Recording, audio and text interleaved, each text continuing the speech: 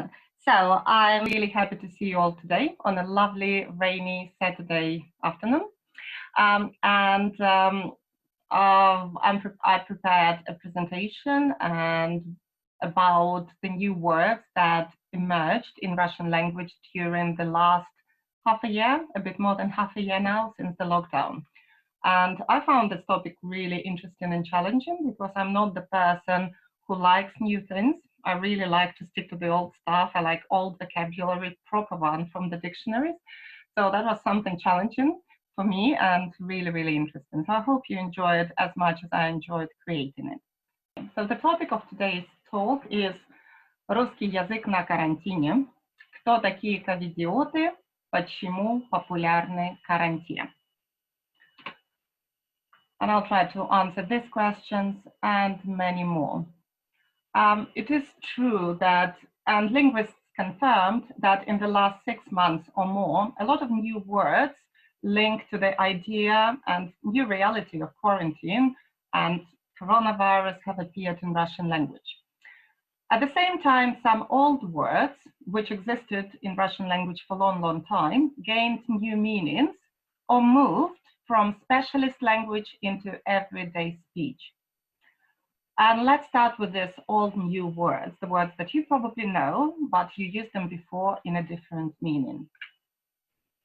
So, the first and the most dreaded word, coronavirus.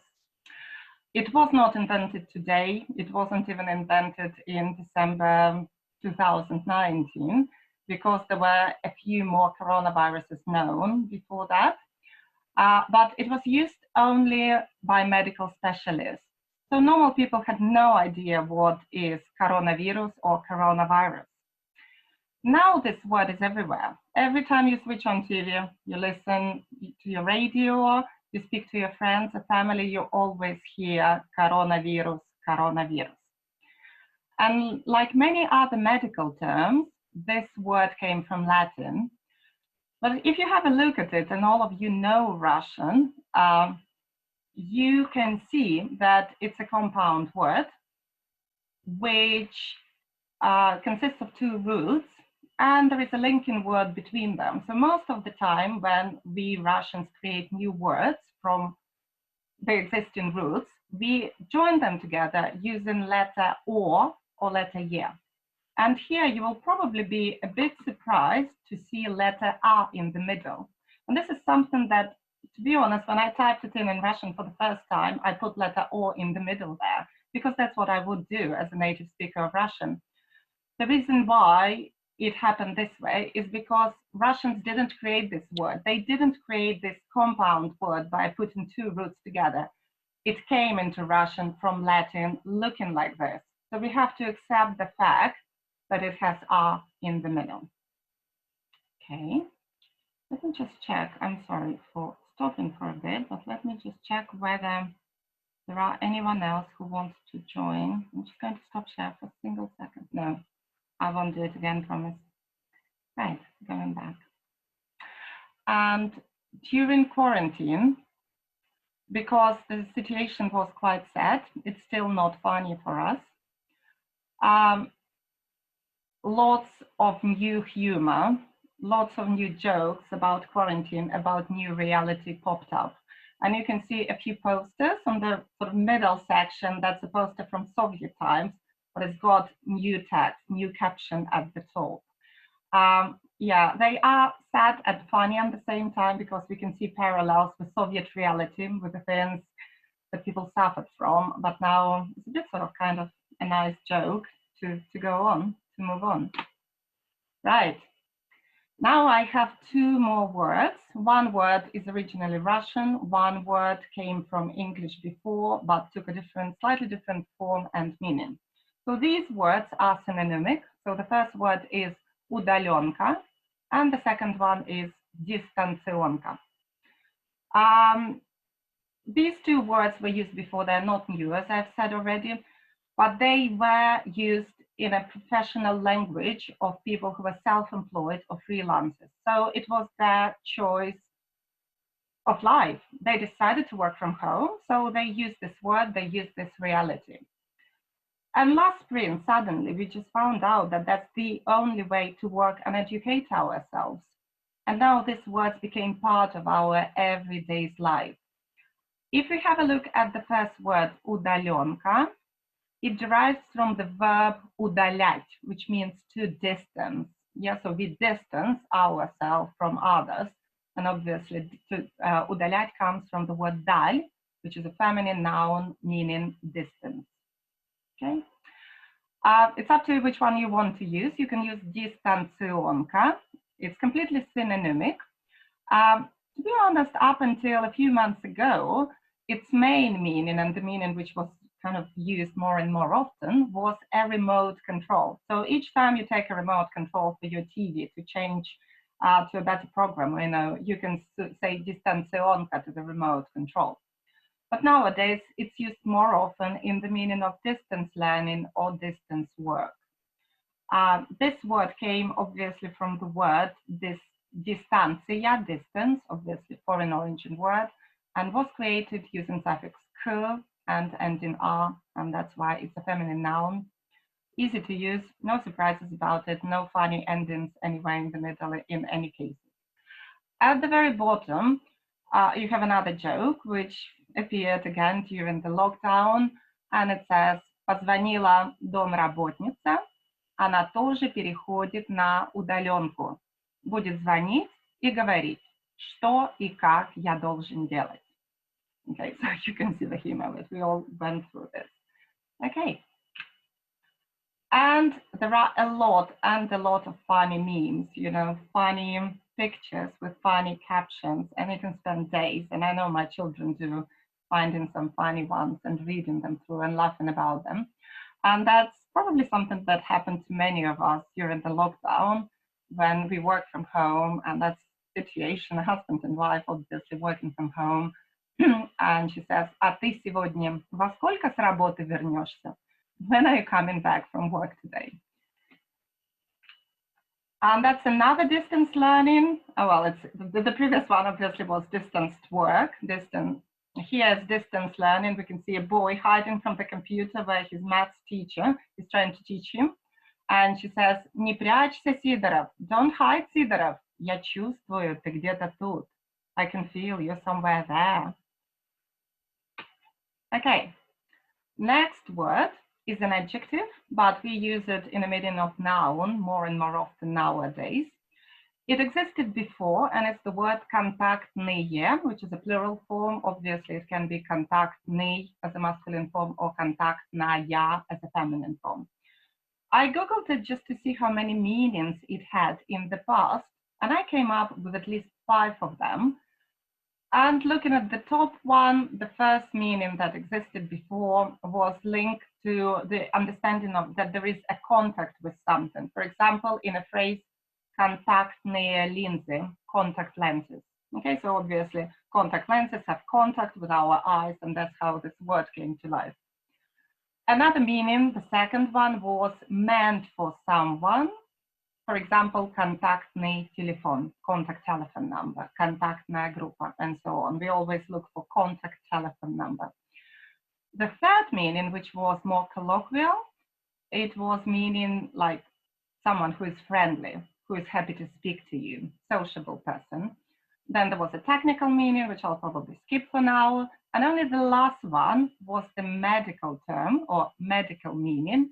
And that's the meaning that became more and more important and usable nowadays, because it means someone who was in contact with COVID patients or people who are ill with COVID. So now if you hear, они контактные, so that means they must have had some contact with COVID patients or people ill with COVID. Хорошо. This is a very interesting one because everyone knows what it means, and the first meaning of подозрительный is suspicious. But actually, it got a completely new, unexpected for me meaning, and now it can be used as a term to name people who are suspected to be ill with COVID-19.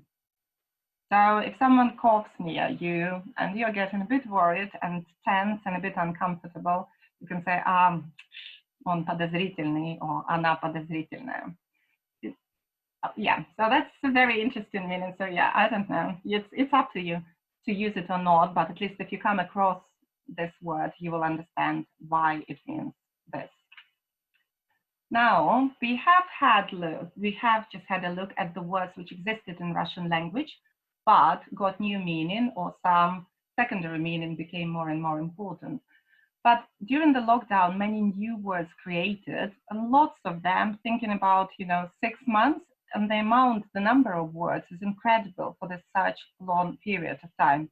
Many of these words came from English, but there are a few originally Russian words.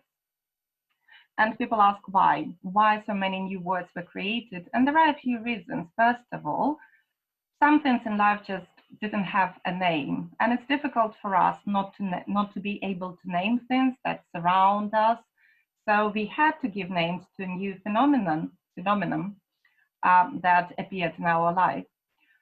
And then there is another psychological thing. When we can't name something, we are really scared of it. So we were surrounded, and we are surrounded with bacteria, viruses, with uncertainty, with endless lockdown, with news every day, which might again send us back to lockdown.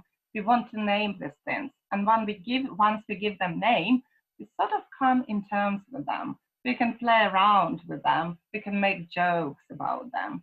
And the scary experience becomes less scary. And the third meaning I think is really, really important and maybe key to it is because lots of things from our lives were taken away.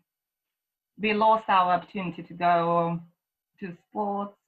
We can't go and play badminton. We can't go and, well, okay, now some people can, and it's coming back in life. But during the lockdown, we couldn't do many things we loved doing. We couldn't socialize. We couldn't go to art classes. And we were in new reality, lots of stress, pain, if people were ill, pain psychological from being separated from your families. And when it's so difficult, creativity is something that gives you hope. You can be creative sitting from home, simply having your words. And people suddenly found out that's a unique way of being creative. You don't need to go anywhere. You don't need to go to work. You just use what you have in your mind, part of you, to create. And so that gave a unique word formation, gave a unique opportunity to people to be creative, to be funny, to laugh, to be critical sometimes, and loyal about other things as well. So here you can see the two words that came from English as they are. It's basically transliteration. You can understand them easily. Lockdown came from lockdown.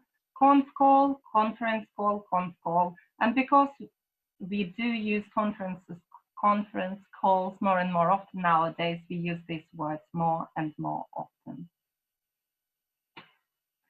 Самоизоляция.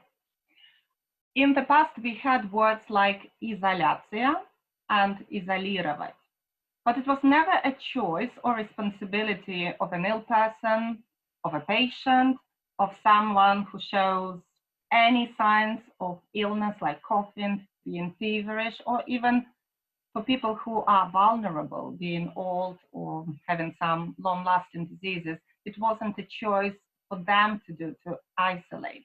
So usually individuals and groups of people were isolated by someone else, by doctors, maybe officials, to prevent spread of horrible diseases. Now, this word changed the meaning. Now we are deciding for ourselves what to do.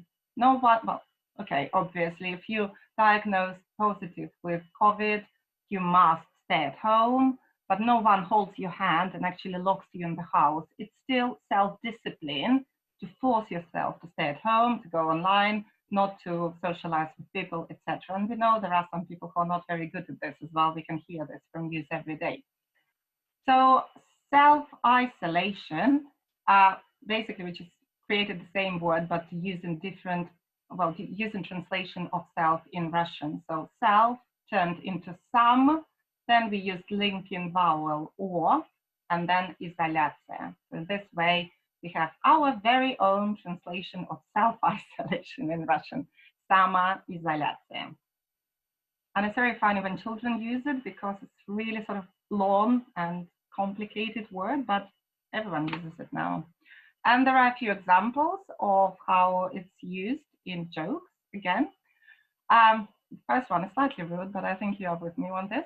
Самоизоляция дана для того, чтобы ты понял, что никакое свободное время на чтение книг, спорт и развитие тебе не нужно, а ты просто ленивая скотина. A bit rude, but yeah. So self-isolation is giving you to understand that you don't need free time for reading, doing sports, to develop yourself. No, that the free time for reading sports and developing yourself won't help you because you're just a lazy pig. Okay, so many of us quite often say, I can't do this, I can't do that, I don't have enough time. But we found out that maybe we just don't have time because when we do have it. And then the second one I find very funny, maybe because I have lots of pets. Шел второй месяц самоизоляции. It was the second month of self-isolation. Чтобы выйти на улицу, народ начал выгуливать не только собак, но и котов, хомяков, морских свинок и даже попугаев в клетке. Лишь я сидел дома и с грустью смотрел на 300-литровый аквариум. So it was the second month of self-isolation. In order to go outdoors, people started walking not just their dogs, but cats, hamsters, guinea pigs, and even budgies in cages. And I was sitting really sadly at home looking at my 300-liter fish tank. Oh yeah, it's behind me. It's 100-liter, but still. Okay, this word, you know, there's no way to avoid it in our lives anymore. But you probably know it as a noun. More often you hear it as a noun. So Zoom as an app which became really, really popular and important for all of us, for online lessons, for online talks, for webinars, and even parties nowadays. But because so Zoom is that Zoom is transliteration of the word Zoom in English. But it was used by Russians to create the verb zoomиться. It's a reflexive verb. Sounds a bit funny for me, I'll be honest with you. You can use выходить в Zoom, to go in Zoom basically, but kind of use something refreshing. And because, you know, in Russian we have perfective and imperfective verbs, zoomиться is imperfective, позумиться is perfective. I'm not sure I'll be using it for long. I don't know, I'll try. Now, sanitizer. In Russian language, there was and there is a foreign origin word antiseptic, the meaning of which we all understand, but using the old word antiseptic, you need to specify that it is used for hands. And you come up with a long phrase for far too long phrase. So in order to give a name to sanitizer in Russian, we had to use 3 words, antiseptic для рук. Come on, life is too short to use 3 words to define a small bottle of liquid, thought the Russian, and decided to use the Latin origin word sanitizer, which derives from the Latin word sanitas, health. Okay, so everyone uses it nowadays, and many people say that this word comes in mind first before antiseptic comes in mind, even though antiseptic was used for years and years. Covidiote, I think we all know who they are. This word was formed from the word COVID and idiot. Although I think it appeared in English first and moved into Russian as a compound word taking both meanings with it. It's interesting that it has 2 opposite meanings. So we can call covidiotany people who refuse to believe in existence of COVID-19, who ignores any precaution measures, who don't wear masks, who don't social distance themselves, and so on. But at the same time, you can use the same word to talk about opposite kinds of people who go into panic, who run into shops, buy lots of toilet paper. I did it once, I must say this. Yeah, go and buy lots of pasta and so on. It's interesting that in Russia, when we were buying pasta here, in Russia, people bought grechka, which is buckwheat. And there are lots of memes about grechka. So people ran into shops and bought buckwheat. Well, maybe they couldn't get hold of pasta, maybe they bought both, but it's very interesting that grechka became really, really popular and important for people in Russia. Next one, Karantikolem. This word was created using a way of formation called blending. Actually, it is not very typical for Russian. The difference, when we look at compound words, we usually have two roots added to each other and occasionally connected with a vowel. Blending is way of adding the beginning of one word and the end of the other word. It's typical for English language, well, when you want to be creative. But in Russian, it has never been used before, had never been used before, not up to the moment when we came across so many new words created by blending. I don't think this word exists in English. I believe not. But I think after the talk, we will maybe exchange a few words you noticed that appeared in English as well, or other of your languages. It's interesting that it took part the beginning of the word quarantine, which came from quarantine, and then ending of canicule, Karantikole. And people had to come up with this word because their reality was really strange. In spring, the president of Russia, Mr. Putin, announced "Нерабочая неделя." And then he announced "Нерабочий месяц," so a week off, a day off. And students and their parents needed a new word for the months at home with lots of homework and occasional online lessons. So it's sort of mixture of two. It's not completely canicule, but right, Currentia. Dog owners got the name of Currentia, similar to Rantia. During the lockdown in many countries, only people who had dogs could go for a walk. So why not make a business or charity out of it and rent your dog out? The people who have dogs and have an opportunity to rent them out became Karantia. And we've got two jokes here. First one, Машуля, Виталик, мы с папой подумали тут и решили, что мы все-таки купим вам собачек, которых вы просите уже 5 лет. Только у нас одно условие. Ура, спасибо, а какое? Гулять с собачками будем мы.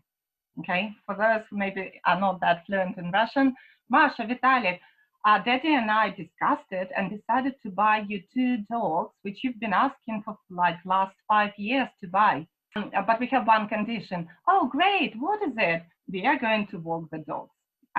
Yeah, and the second one, during the quarantine, you understand that only the dog is a friend of a human. Why not a cat?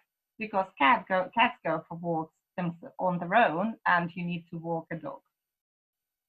Apparently, it's true. We haven't been affected, I think, in the UK by this fact, but in many countries, this was a big problem. Right, and that's the properly Russian word. And it's one of the funny words that came to life during the lockdown, and it's the word Naruja. It came to life thanks to a new cartoon created a few months ago. And I'm talking about a cartoon series about a character called Masyanya. So there's a link and I'll send you the presentation so you'll be able to follow it and watch it if you want. Naruja is everything outside your home. It's not just outside, it's anything, shops, any life outside your home. And it comes from the adverb снаружи или наружу. Okay, so depending on whether you mean location or direction, by removing affixes. And at the very end of this cartoon, when you watch it, Масяня comes up with a decision. Ничего хорошего нет в этой вашей наруже. There's nothing good in this outside life. So I'd better stay inside. So it turned into a noun, yeah, feminine noun. This word, I completely love. It just makes me smile every time I hear it. Расхламинго. This is a fun word, yeah, makes me smile, I hope you too. It comes from the noun hlam, which means clutter and means decluttering. It has a very peculiar inga ending, well, it's not ending, it's suffix and ending, I believe, which makes it sound like flamingo, which is a bird, can't have anything in common. So that's why I think it comes from English ending ing by adding extra or to make it look like a neuter noun, which shows that it was created by Russian immigrants who live in English-speaking countries. So they probably took hlam, add hlaming, flamingo, rasflamingo, so added bits and pieces. And I think many of us during the lockdown did do this, didn't we? Ah, yeah, maybe I'll have one after the talk. Karantini. It's another blended word that was created from the word quarantine and martini. Again, the beginning and the end, we came up with Karantini. I think in the very beginning, when people came up with this word, there were some particular ingredients which were considered to be healthy, like strong alcohol drinks kill virus and bacteria. Lemon is good, honey is good for immune system. So why not add it all together and create a quarantini drink, Karantini? But I think now Karantini means any drink which you have, all alcoholic or soft drink, during some online parties. So I'm pretty sure this word probably will survive, but it will be maybe a name of one cocktail, which you can just make and full of health, has healthy ingredients as part of it. Infodemia, I think we all know about this word. It came from English as well. Another blended word, and it's informatia and epidemia. It's possible to have two different stresses in this word, and people disagree because some people say it comes from informatia y pandemia. So informatia y pandemia. Okay, so with two stresses. So if it comes from informatia y pandemia, then it has to be infodemia. But if it comes from informatia y epidemia, so stress will be as it is in epidemia. I don't think it matters that much, but we know what it means. Spreading fake, scary information about COVID and more cases, etc. And I think we all question ourselves what will happen with these new words. It's true that these words mostly probably now, because we so much depend on online life, and these words exchange and they're created online and they spread all over the world using social media, etc. Will they survive in our language? I don't know, possibly. I'm pretty sure that maybe, as I've mentioned, Karantini will survive. We will carry on using Zoom, so we will use verbs, Zoomitsa, Pazoomitsa, because we will carry on speaking to our parents and family. And I think distant learning will be part of our life always. Maybe it won't be the only way of educating ourselves or working, but it will be something we can choose to do. So this distance learning can be part of our life. That's it for today. And I would like to thank you for attending this talk, and I hope you enjoyed it. And I'm going to carry on with new topics which are interesting for me and I hope interesting for you. So the next one, which I started preparing, will be about balalaika. And you know what balalaika is musical instrument, but it has very interesting history, and it has absolutely virtuosos, people who play it so beautifully, amazing, and it only has 3 strings. So that's topic of the next speech, and I might be joined by a musical teacher as well who has some experience and would be able to share some information on playing balalaika. But this information will be shared to the webpage or LinkedIn, and you'll be able to involve if you want.